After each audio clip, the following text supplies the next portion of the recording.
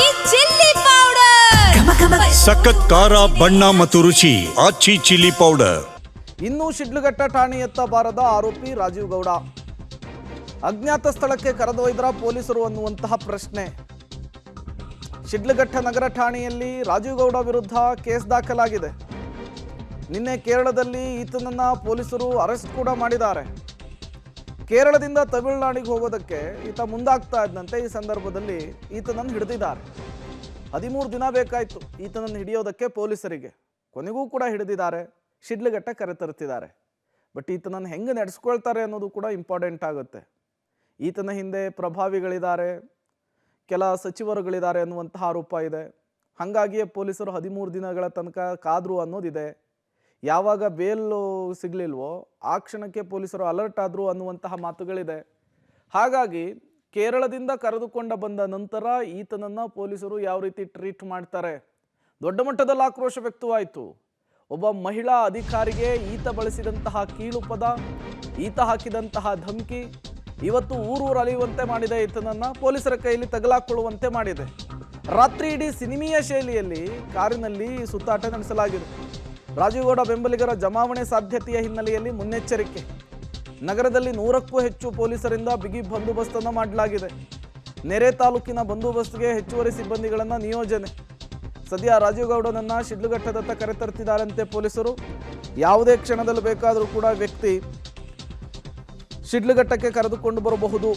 ತದನಂತರ medical checkup, ಅದಾದಮೇಲೆ ನ್ಯಾಯಾಧೀಶರ ಎದುರು ಪ್ರೆಸೆಂಟ್ ಮಾಡೋದು, ಇವೆಲ್ಲವೂ ಕೂಡ ಆಗುತ್ತೆ. ಹಾಗಾದರೆ ಈತ ತಗಲಾಕೊಂಡಿದ್ದು ಹೇಗೆ? 13 ದಿನ ಪೊಲೀಸರಿಗೆ ಟೈಮ್ ಯಾಕೆ ಹಿಡಿತು? ಅದರ ಡೀಟೇಲ್ಸನ್ನು ಕೂಡ ನಾವು ನಿಮ್ಮ ಮುಂದೆ ಇಡ್ತಾ ಇದ್ದೀವಿ. ರೈಲ್ವೆ ಟಿಕೆಟ್ ಮೂಲಕ ಈತ ತಗಲಾಕೊಂಡಿದ್ದಾನೆ ಅನ್ನೋದು ಗೊತ್ತಾಗ್ತಾ ಇದೆ. ಡೀಟೇಲ್ಸನ್ನು ಕೊಡೋದಕ್ಕೆ ಮುದ್ದುಕೃಷ್ಣ ನೇರ ಸಂಪರ್ಕದಲ್ಲಿ ಜಾಯಿನ್ ಆಗಿದ್ದಾರೆ. ಮುದ್ದುಕೃಷ್ಣ, ನಿನ್ನೆ ತಡರಾತ್ರಿ ಈತನನ್ನು ಅರೆಸ್ಟ್ ಮಾಡಿದ್ದಾರೆ ಪೊಲೀಸರು ಅನ್ನೋದು ಗೊತ್ತಾಗ್ತಾ ಇದೆ. ಯಾಕೆ ಈತನನ್ನು ಶಿಡ್ಲಘಟ್ಟ ಕರ್ಕೊಂಬರೋದಕ್ಕೆ ಪೊಲೀಸರು ಮೀನಾಮೇಷ ಎಣಿಸ್ತಾ ಇದ್ದಾರೆ?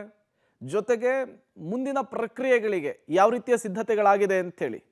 ಖಂಡಿತ ಪ್ರೇಮ್, ರಾಜೀವ್ ಗೌಡ ತಪ್ಪಿಸ್ಕೊಂಡು ಬರೋಬ್ಬರಿ 13 ದಿನಗಳಾಗಿದೆ. 10 ದಿನಗಳವರೆಗೂ ಕೂಡ ಪೊಲೀಸರಿಗೆ ಸಣ್ಣ ಸುಳಿವು ಕೂಡ ಸಿಕ್ಕಿರಲಿಲ್ಲ. ಆದರೆ ಜನವರಿ 24ನೇ ತಾರೀಕು ಅವರ ಜಾಮೀನಿನ ಅರ್ಜಿ ವಜಾ ಆಗುತ್ತೆ. ಹಾಗಾಗಿ ಆ ಸಂದರ್ಭದಲ್ಲಿ ಪೊಲೀಸರು ಮತ್ತಷ್ಟು ಹೈ ಅಲರ್ಟ್ ಆಗ್ತಾರೆ. ಯಾಕೆಂತಂದರೆ ರಾಜೀವ್ ಗೌಡನ ಸ್ವತಃ ಸರ್ಕಾರದ ಪ್ರಭಾವಿ ಸಚಿವರೇ ರಕ್ಷಣೆ ಮಾಡ್ತಿದ್ದಾರೆ ಅನ್ನುವಂಥದ್ದು, ಸಚಿವರು ಬಂಧನ ಆಗದಂತೆ ತಡೀತಾ ಇದ್ದಾರೆ, ಒತ್ತಡವನ್ನು ಹಾಕ್ತಿದ್ದಾರೆ ಅನ್ನುವಂಥದ್ದು ಒಂದು ಕಡೆ ಇತ್ತು. ಮತ್ತೊಬ್ಬ ಸಚಿವರು ಬಂಧನ ಆಗಲೇಬೇಕು ಅನ್ನೋಂಥ ಒತ್ತಡವನ್ನು ಹಾಕ್ತಾ ಇದ್ದಾರೆ ಅಂತಕ್ಕಂಥದ್ದು. ಸಚಿವರ ಮಧ್ಯಗಡೆ ಪೊಲೀಸರು ಒಂದು ರೀತಿ ಹೈರಾಣ ಹೋಗಿದ್ರು. ಕೊನೆಗೆ ಜಾಮೀನು ಅರ್ಜಿ ಯಾವಾಗ ವಜಾ ಆಯಿತು, ಹಾಗಾಗಿ ಮುಂದಿನ ಆಯ್ಕೆಗಳಿರಲಿಲ್ಲ.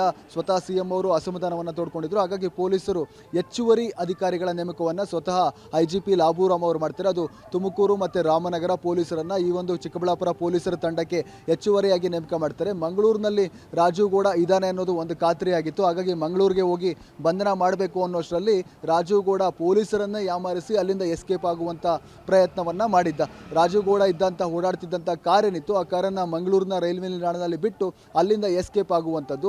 ಒಂದು ಕಡೆ ರೈಲ್ವೆ ಟಿಕೆಟನ್ನು ಬುಕ್ ಮಾಡಿಕೊಂಡಿದ್ದ, ಆದರೆ ರೈಲಿನಲ್ಲಿ ಪ್ರಯಾಣ ಮಾಡಲಿಲ್ಲ. ಅಂದರೆ ಪೊಲೀಸರನ್ನು ಯಾಮಾರಿಸಲಿಕ್ಕೆ ಹೋಗಿ ಆತ ಕೂಡ ಸಿಕ್ಕಾಕೊಂಡಿರುವಂಥದ್ದು. ಮಂಗಳೂರಿನಲ್ಲಿರುವಂಥ ಒಬ್ಬ ಶ್ರೀಮಂತ ಉದ್ಯಮಿ ಮತ್ತು ಸ್ನೇಹಿತ ಅವರ ಮನೆಯಲ್ಲೇ ಆಶ್ರಯವನ್ನು ಪಡೆದುಕೊಂಡಿದ್ದ ಅಂತಕ್ಕಂಥ ಮಾಹಿತಿ ಕೂಡ ಪೊಲೀಸರಿಗೆ ಸಿಕ್ಕಿತ್ತು. ಹಾಗಾಗಿ ರೈಲಿನಲ್ಲಿ ಈತ ಪ್ರಯಾಣ ಮಾಡಿಲ್ಲ. ಯಾಕೆಂದರೆ CCTVಯಲ್ಲಿ ಪರಿಶೀಲನೆ ಮಾಡಿದಾಗ ರೈಲು ಹತ್ತಿದಂಥ ದೃಶ್ಯ ಸಿಕ್ಕಿರಲಿಲ್ಲ. ಹಾಗಾಗಿ ಪೊಲೀಸರು ಇದು ನಮ್ಮನ್ನು ಯಾಮಾರಿಸಲಿಕ್ಕೆ ಮಾಡ್ತಾ ಇರುವಂಥ ಕೃತ್ಯ ಅನ್ನೋಂಥದ್ದನ್ನು ಮನೆಗೊಂಡು ಕೊನೆಗೆ ಉದ್ಯಮಿ ಇದ್ದಂಥ ಕಾರ್ ಏನಿತ್ತು, ಅವರು ಬಳಸ್ತಾ ಇದ್ದಂಥ ಕಾರುಗಳನ್ನು, ಲೊಕೇಶನ್ಗಳನ್ನು ಪತ್ತೆ ಹಚ್ಚಲಿಕ್ಕೆ ಮುಂದಾಗ್ತಾರೆ. ಆಗ ಕಾರು ಫಾಲೋ ಮಾಡಿಕೊಂಡು ಹೋದಂಥ ಪೊಲೀಸರಿಗೆ ಕೇರಳದಲ್ಲಿ ಕಾರು ಪತ್ತೆ ಆಗುತ್ತೆ.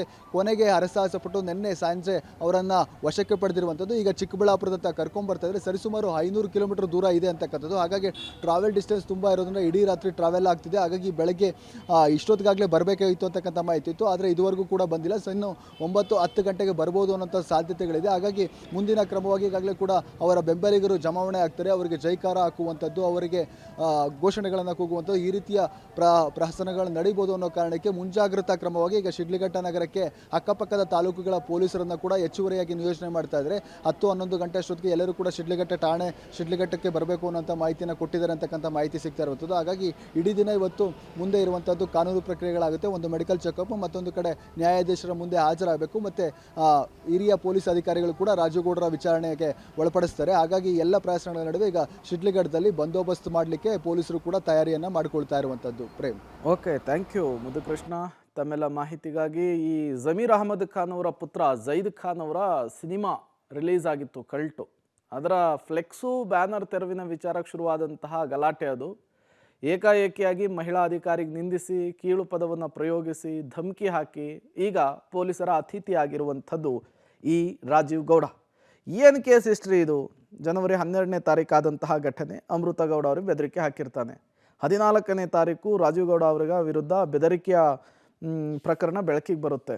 ಜನವರಿ 14ರಂದು ಶಿಡ್ಲಘಟ್ಟ ನಗರ ಠಾಣೆಯಲ್ಲಿ ಪೌರಾಯುಕ್ತೆ ದೂರು ಕೊಡ್ತಾರೆ ನೂರಾರು ಜನರ ಸಮ್ಮುಖದಲ್ಲಿ. ಅದೇ 14ರಂದು ರಾತ್ರಿಯೇ ಈತ ನಾಪತ್ತೆ ಆಗಿಬಿಡ್ತಾನೆ ರಾಜೀವ್ ಗೌಡ. 17ನೇ ತಾರೀಕು ಜಾಮೀನಿಗಾಗಿ ಜಿಲ್ಲಾ ಕೋರ್ಟ್ಗೆ ರಾಜೀವ್ ಗೌಡ ಅರ್ಜಿ ಹಾಕುತ್ತಾನೆ. 21ನೇ ತಾರೀಕು FIR ರದ್ದು ಕೋರಿ ಅರ್ಜಿಯನ್ನು ಸಲ್ಲಿಸ್ತಾನೆ ವಕೀಲರ ಮೂಲಕ. ರಾಜೀವ್ ಗೌಡ ಸಲ್ಲಿಸಿದ ಅರ್ಜಿಯನ್ನು ಕೋರ್ಟ್ ವಜಾ ಮಾಡುತ್ತೆ. ಜಾಮೀನು ಅರ್ಜಿ ಕೂಡ ವಜಾ ಆಗುತ್ತೆ. ವಿಧಿ ಇರಲಿಲ್ಲ, ಮತ್ತೆ ಎಸ್ಕೇಪ್ ಆಗಲೇಬೇಕಿತ್ತು. ಹಾಗಾಗಿ ಮಂಗಳೂರಿನಲ್ಲಿ ಕಾರ್ ಬಿಟ್ಟು ಎಸ್ಕೇಪ್ ಆಗಿದ್ದ ಕೇರಳಕ್ಕೆ ರಾಜೀವ್ ಗೌಡ.